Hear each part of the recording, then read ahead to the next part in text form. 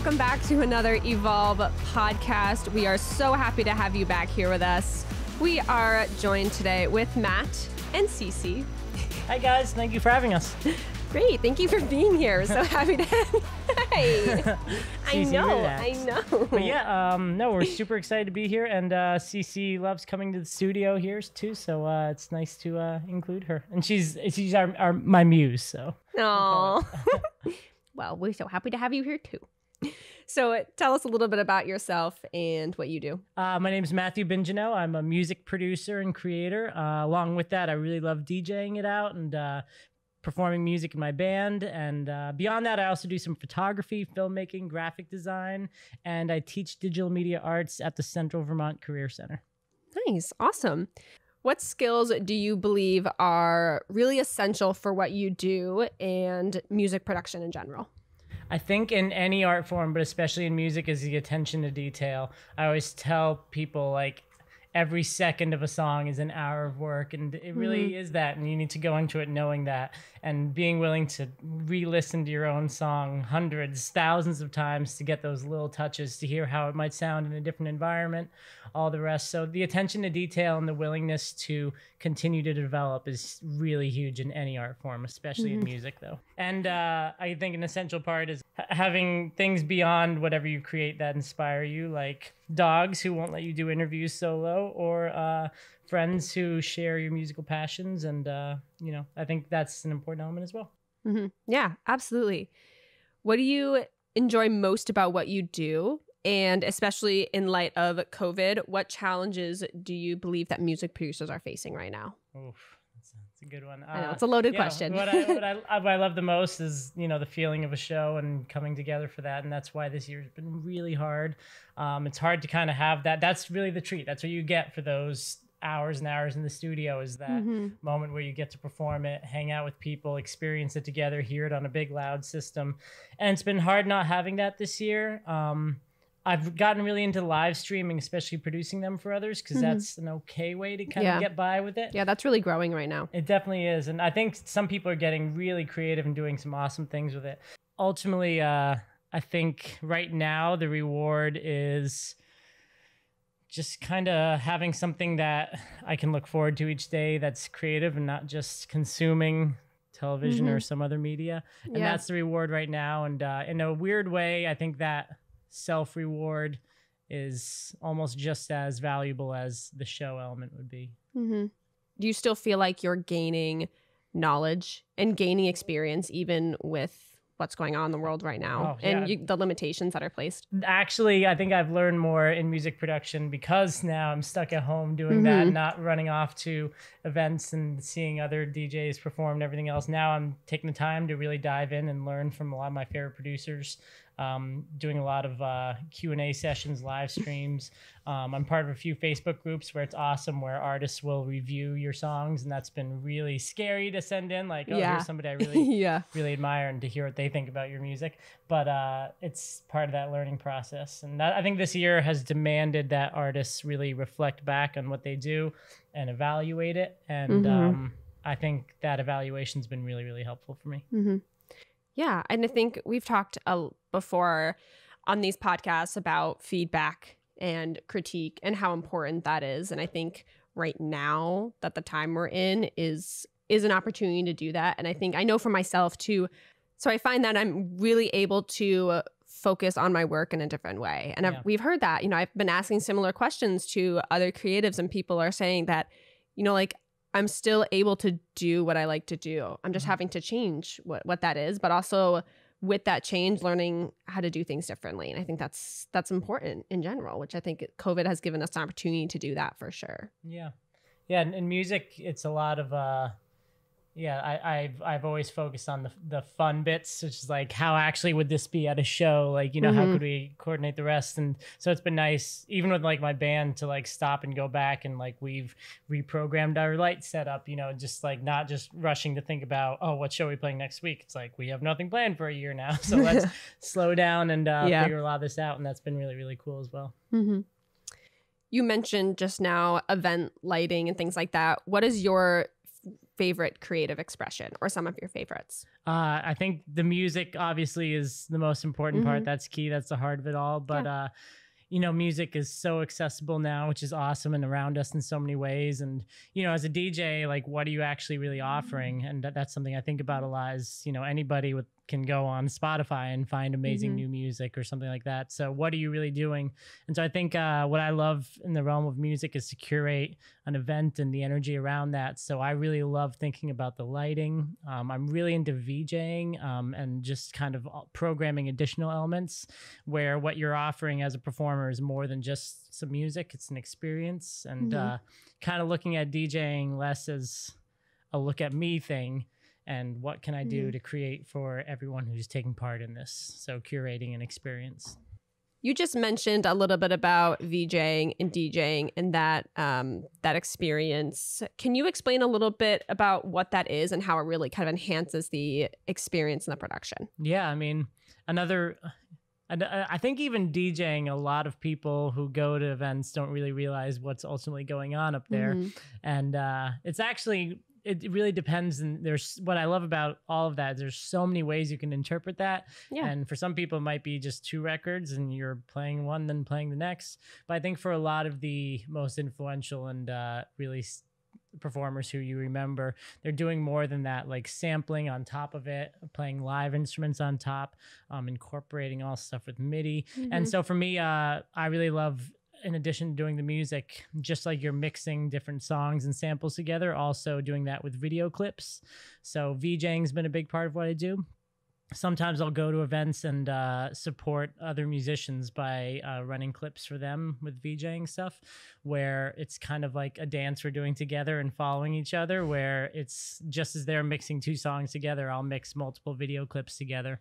And it's cool because if you are really into motion graphics or video creation, stuff like that, you can curate that experience where there's some original clips and things that influence you. And so it's a pretty fun art form in that you can start off by just making something totally new out of clips of many other people. And then as you get going into it, you can start to incorporate some of your own elements. Yeah, that's so neat. And I know, for like, as someone who's very foreign to that type of production, my dad has been involved with lighting and production. So I know a little bit just from, you know, being in the family and kind of experiencing those type of things. But I think as a viewer, as an audience member, like, obviously you're there for the experience, but you don't consciously think about all of the layers and things that go into that. So yeah, it's really interesting to hear from your perspective how much goes into that, for sure. When you do start thinking about that, it kind of ruins the show. You're just like, yeah, exactly. You're not looking at the stage, you're looking at the back booth and like, you know, when I'm at events like that with my dad, that's all he notices. So sometimes, yeah, I totally understand about that. We've lost it. Yeah, we've lost it out too hard. Yep. But yeah, I mean, it's fun, and you know, it stops. I think that's something where I see this in a lot of artists.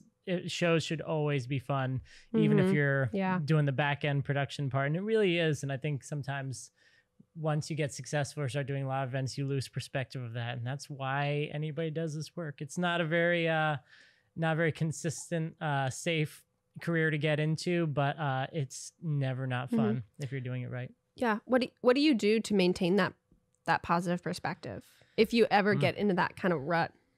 Yeah, I think always just changing things up. One thing is doing the same show every night is kind of cool for a while, because you can really start to evaluate and feel about how that show was. But if you're doing it for more than a few nights, like the few times I've gone on tour, after a couple nights, it stops being fun. Yeah. And it's repetitive. It's repetitive. And like, even if you're going new places, it stops being exciting. So you just gotta switch it up and always challenge yourself.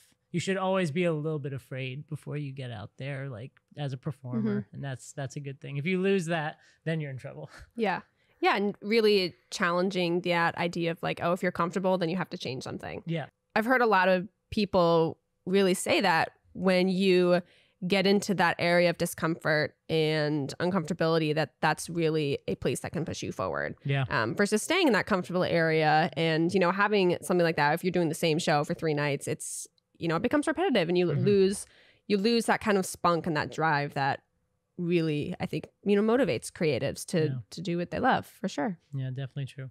It's really true in the DJing world because unlike an instrument where, you're playing it every night, you really could technically start to get to the point where you do the exact same transition and you get the feeling for that. But also I think that's why DJing is really cool, is you can be a touring DJ and literally do a totally different thing every single night. That's so cool. And I think that's one of the things that drew me to that, versus being in bands for a while, was like I said before, as a band you got to be, or a musician, you got to be willing to hear your own song again and again and again. And that's fun to play that for people, but it's really fun the return you get from trying new things and constantly switching it up. And in DJing, it's not all just on you, it's also on what you can do with other people's content as well. I've always thought about that idea. I'm like, how do people who are in the music industry not get sick of their own stuff? I'm always like amazed by it, because I know for myself, like I jump from like one song to the next or one artist to the next, and I'm like, oh, like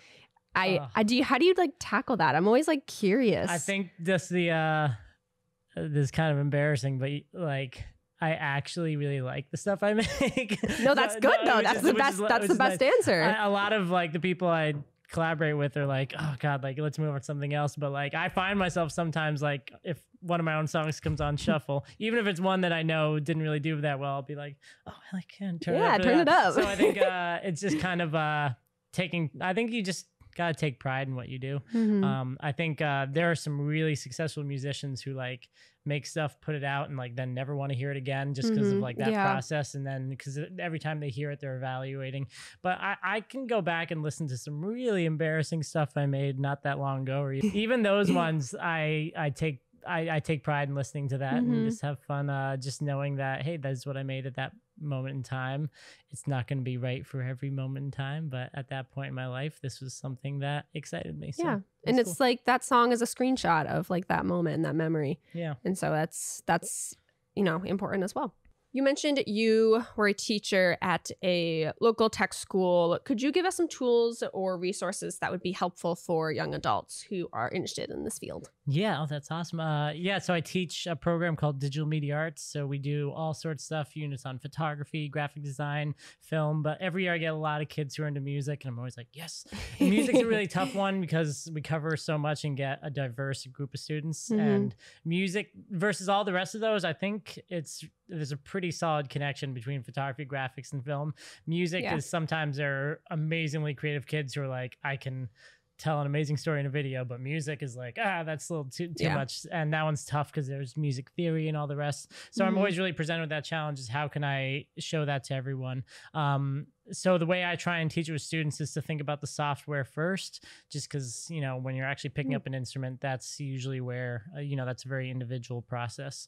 But there's so many amazing tools now. They're so accessible. I mean, everyone's done stuff like playing around with GarageBand, but for me, when I go way back to what got me started in all of this was I had a tech teacher back in middle school.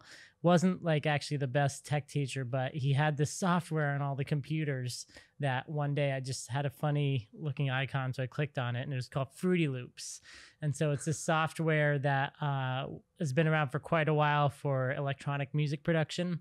And I had no idea what I was doing, but I remember I just like opened it up and saw a piano roll. I'm like, wait, I can just click the notes in the time that they'll be there.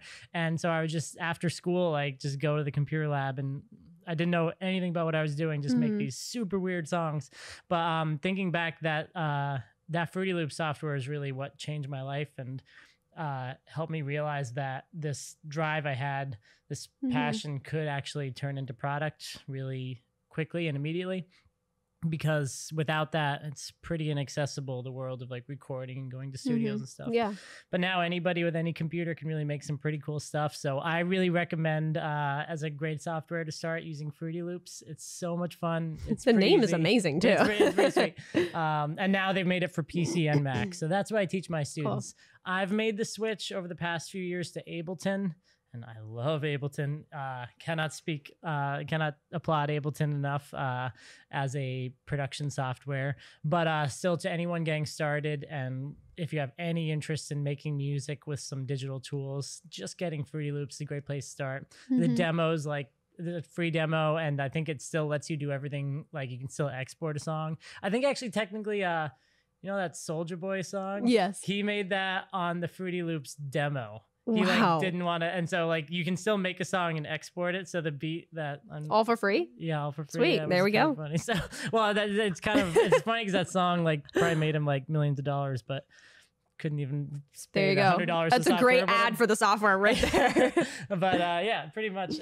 And I just realized I'm admitting that, you know, I've heard the Soulja Boy song really like that. Anyways, but yeah, it really doesn't take much, even just the demo for that. And with, I think what's cool with my students, I always give them the education pricing. And even if you're just doing like a little online course, you can get education pricing on software, something I think everyone should always go to. So Fruity Loops, you can get it for super cheap. Great place to start. Use that EDU address if you have it. That's the one. Yep. And it's hold on to those. If you're in school right now, ask your school to keep the address going so you can remain a alumni student or Love whatever. That.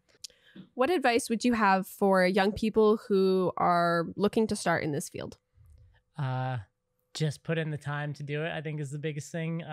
Just it's not going to come overnight. Yeah. But it will come to you if you spend the time, no matter who you are. I've seen students who were kind of interested and had started from absolutely nothing by the end of the year, make stuff where I continue to listen to it every day, that kind of stuff. It really, music is something you find. I think every single person has it within them. It's a different part of our psyche and our brain. And so it's there. Sometimes takes a little while to translate that part of your creative brain into product, but software helps with that. I think the best thing to do also is to get software and then one piece of hardware that lets you get your hands on it. It might be a sampling pad. For me, it's a MIDI keyboard. I can take my laptop and feel free to create anything anywhere, but I need to have one thing like a little keyboard so that you can get your hands on it and have some human aspect of the process. And really experiment. Clicking, if you're just clicking, absolutely. That's that stuff. But yeah, just have fun with it. Don't be afraid to make stuff that isn't great. Start out by trying to emulate certain things. Like I started just remixing. I would get acapellas like offline, like just vocal tracks, and I would try and work backwards and make the song. So it's usually like a lot of like pop radio songs. Yeah. Because that's just the type of acapellas you can find easily for free online. But then I'd like work backwards and be like, okay, well, how did they make this song? And try and make it as exact to what the studio version was. Yeah, that's and then I'd play around and do a remix version of it. That's awesome. So. What's the benefit of really recreating someone else's work in that process? So I think when you're trying to recreate something that another artist made, it challenges you. It helps you with that overwhelming process of having an infinite number of things you can do. And so focusing and working backwards and trying to maybe create one thing, even if you're recreating, is a great way to learn the ways that you would usually fill up the page.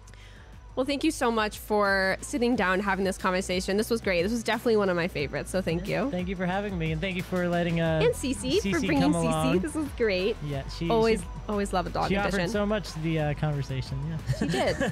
Instrumental too. Absolutely. Well, thank you so much for tuning in to another Evolve podcast. Stick around. Exclusive to our Instagram is our new segment titled Exposed, where creatives share their most embarrassing moments. So stick around for that. Check that out on Instagram, and we'll see you next week. Thanks, guys. And please do feel free to hit me up if you have any questions in the music world, via my website, anything else. And can't wait to connect with more of you, and can't wait to hear what you create. Great.